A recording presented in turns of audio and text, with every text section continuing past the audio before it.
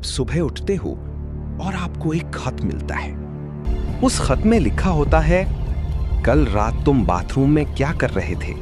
मैंने देखा तुम्हारी माँ के कपड़े बहुत पुराने हो गए हैं, नए दिलवा देना। और तुम्हारे बच्चे स्कूल में बहुत पिटते हैं, लेकिन वो तुम्हें बताते नहीं। और तुम्हारी पत्नी, उसे मैं रोज देखता हूं, नहाते हुए भी। अब सोचिए, अगर कोई इंसान आपकी जिंदगी को आपसे ज्यादा जानता हो तो? और सबसे डरावनी बात, वो आपको देख रहा हो हर वक्त। आज की ये कहानी सिर्फ एक हॉरर स्टोरी नहीं है, ये अमेरिका का वो रियल केस है जिसे आज तक कोई सॉल्व नहीं कर पाया।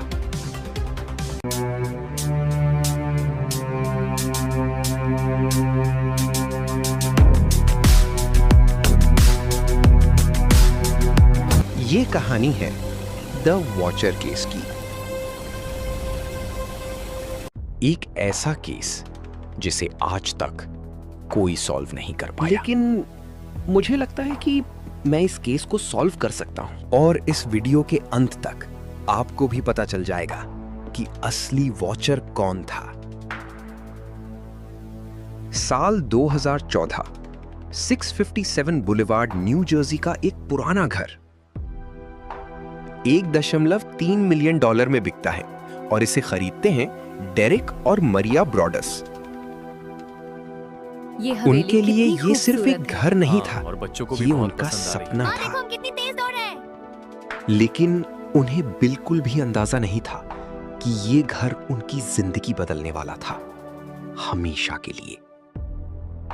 घर काफी पुराना था और उसका इंटीरियर भी पूरी तरह टूटा हुआ। ब्रॉडस फैमिली ने डिसाइड किया कि यहां रहने से पहले पूरा रिनोवेशन किया जाएगा। डेरिक इतना एक्साइटेड था कि उसने खुद भी वहां काम करना शुरू कर दिया। जून 5, 2014, 11:42 PM, डेरिक अकेले घर में पेंटिंग कर रहा था। तभी मरिया का कॉल आता है, रात बहुत हो चुकी है, अब घर आ जाओ। डेरिक भी सोचता है कि अब घर निकल जाना चाहिए। और जाते जाते वो एक बार मेल बॉक्स चेक करता है। वहीं उसे एक अजीब लेटर मिलता है।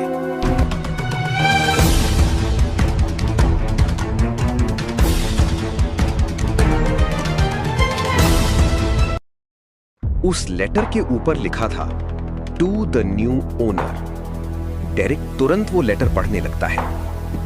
बुलेवार्ड में तुम्हारा स्वागत मेरे है। पहले मेरे पिता 1960 में इस घर को देखते थे और उनसे पहले मेरे दादाजी 1920 से। हमारा काम ही यही है, इस घर को देखना। मैंने देखा कि तुम लोगों ने इस घर की मरम्मत शुरू कर दी। बहुत ही गलत कदम उठाया है तुम लोगों ने। तुम जानते भी नहीं हो कि इस घर की दीवारों में क्या छिपा हुआ है। तुम इस घर को दुखी नहीं करना चाहोगे। और लेटर के नीचे लिखा था, द वॉचर। ये पढ़ने के बाद डेरिक वहां से भागता हुआ घर पहुंचा। उसे समझ नहीं आ रहा था कि कोई उन्हें धमका रहा है या फिर उनके साथ कोई भद्दा मजाक कर रहा है। सबसे चौंकाने वाली बात तो ये थी कि उस घर के बाहर कभी भी फॉर सेल का बोर्ड लगा ही नहीं था। फिर किसी को कैसे पता चला कि इस घर में नया मालिक आने वाला है? जब डेरिक ने ये बात मरिया को बताई तो वो भी पूरी तरह चौंक गई, क्योंकि अब तक वो लोग उस घर में रहने भी नहीं गए थे।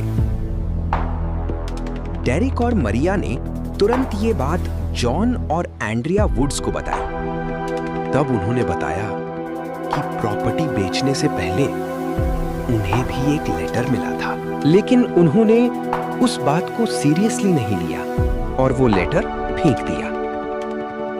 उसके बाद वो चारों सीधे पुलिस स्टेशन गए। तब डिटेक्टिव लोगों ने कहा कि फिलहाल ये बात किसी को मत बताना। इसके बाद सब लोग इस बात को भूलने लगे। लेकिन डेरिक के दिमाग में अब भी एक सवाल घूम रहा था कि आखिर द वॉचर है कौन? अब एक बार कुछ दिनों बाद डेरेक अपने रेनोवेशन का काम एक पड़ोसी फैमिली को दिखा रहा था।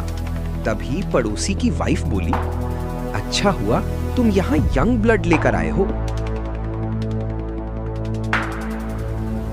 जून 18, जब पूरा परिवार 657 बुलेवार्ड पहुंचा, तब मेल बॉक्स चेक करने पर उन्हें एक और लेटर मिला।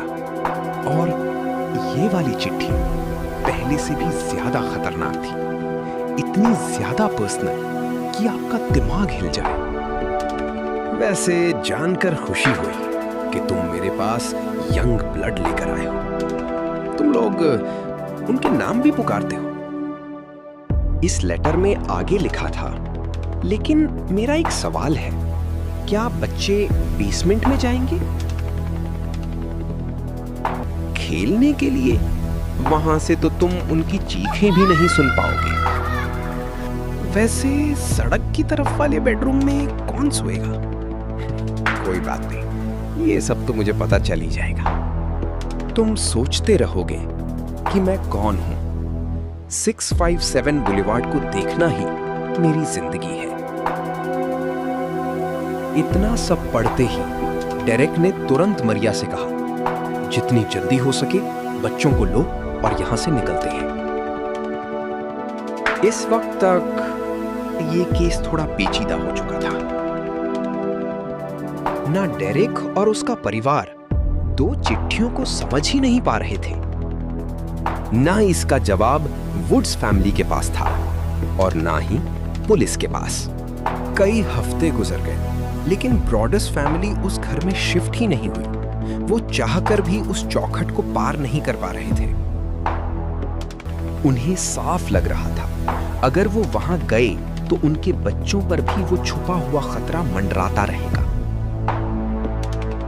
हर रात नए खत आते रहे और हर खत पहले से ज्यादा डरावना होता गया।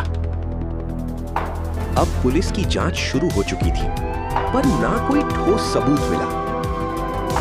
पुलिस ने हर पॉसिबल सस्पेक्ट को चेक किया, लेकिन कोई प्रूफ नहीं मिला। सबसे पहला सस्पेक्ट था माइकल लैंगफोर्ड, जो 657 बुलेवार्ड के बिल्कुल बगल में रहता था।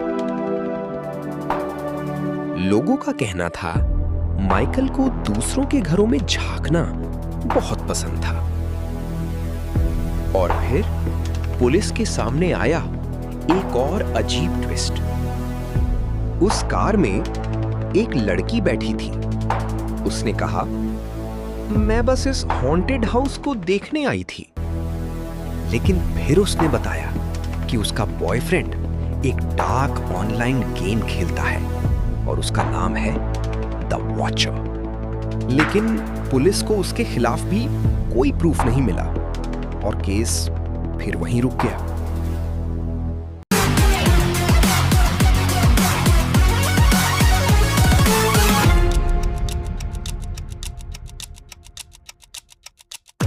लेकिन ये कहानी का अंत नहीं है।